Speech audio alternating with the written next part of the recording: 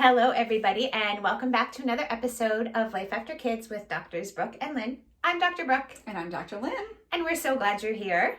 Yes, this week we are talking about being in an empty nest and all of the things that go along with that. Yeah. Preparing for it, if you're in it right now, the things that you can do. And we're going to give you some practical tips this week around what, can exactly be done to help out in this situation. Yeah.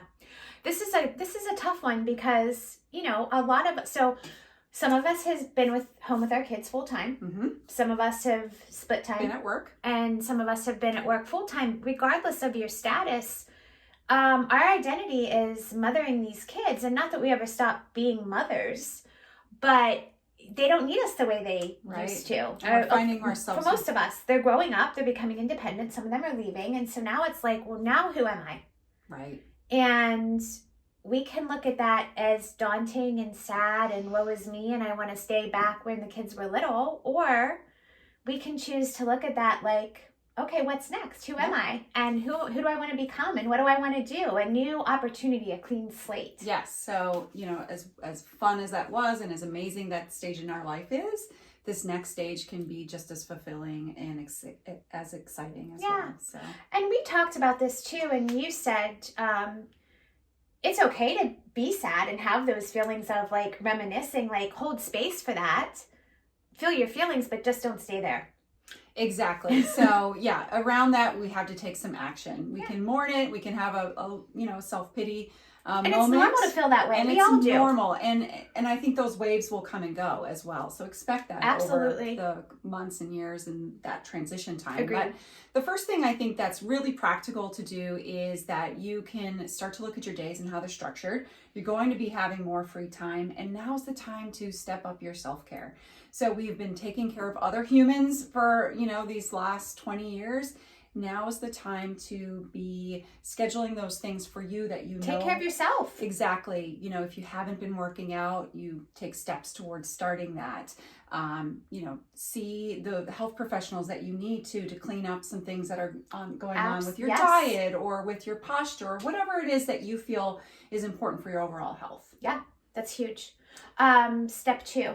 Step two, we are going to want to give some thought to all of those amazing, pursuits that we have had in the back of our brain for years. When our kids were little, we thought how amazing it would be to learn Italian or travel to Florence or, maybe pick up a hobby or start a new line of work, change your profession. That's not practical. Play the piano. Take a pottery class. I mean, community colleges offer so many things. There's so many online courses now. Do you know you can take piano classes online? There are apps that are virtually free. I mean, some of this stuff really is at our fingertips if we start to look for it. Yeah, and I think we're such creatures of habit that when we get stuck, we just need to take some action to get unstuck. I agree. And one of the things I think around that is once you take that first baby step, hopefully it's something that you love and it's going to keep you engaged and you're just going to want to stay in that and feel a new and invigorated sense of purpose. Yeah, I love that. I love the baby step. Like you don't have to make this daunting or overwhelming. You don't have to do all the things. And once again, the littlest things have the biggest impact. It's one foot in front of the other. Yeah, you start small is what we recommend, right? Because otherwise it can get overwhelming, but start something. That's the point. Yeah, absolutely. And then the third thing is now's the time to step up our connection with others. Yes. So especially these last couple of years, they've been pretty lonely, pretty isolated years, but it's time. Would we all agree that we can start getting back out in the world, start meeting up with friends again face to face if you haven't been doing it? Yeah.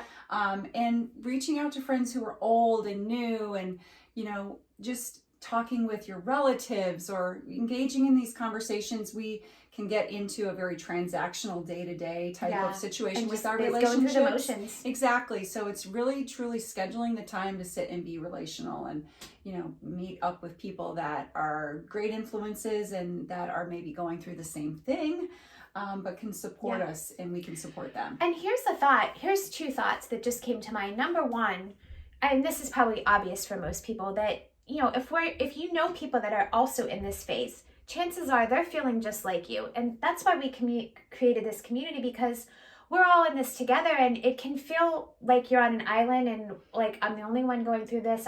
Poor me. But when you reach out and you start to connect and talk to other people, we're all feeling the same way, so we can support each other in that walk. But number 2, here's another thought. If you're really, really missing those babies and the toddler ages, find a friend that has little ones. Aww. I guarantee you a mother in your neighborhood or a mother in your town would jump at the opportunity for a trustworthy woman to come and hang out with their kids, even for an hour, so they can go and catch a cup of coffee wherever. And what a gift you're giving. And when we give of ourselves, it really is the highest expression of fulfillment. And you can impart your wisdom in parenting, all the things you've learned to that woman, and you bring it full circle. So don't discount things like that and the impact that you can provide on somebody else's life. Yeah, and if you feel lonely and you're isolated, don't forget that we often will be looking around for somebody, like you said, to help, and we have a life preserver right there. So just take that step out and give to somebody else, and then you'll connect that, make that connection, and hopefully have that come back to you. Absolutely. So, it all comes back around. Yeah. The important point is this is an exciting time, and for us to look at it in that way. Yes. And see the possibilities. Absolutely. There's so many possibilities, which I love.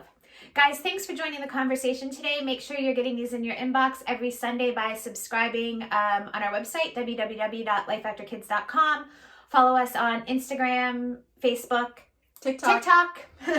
We're so glad you're here. Have a good one, everybody. Thanks for watching.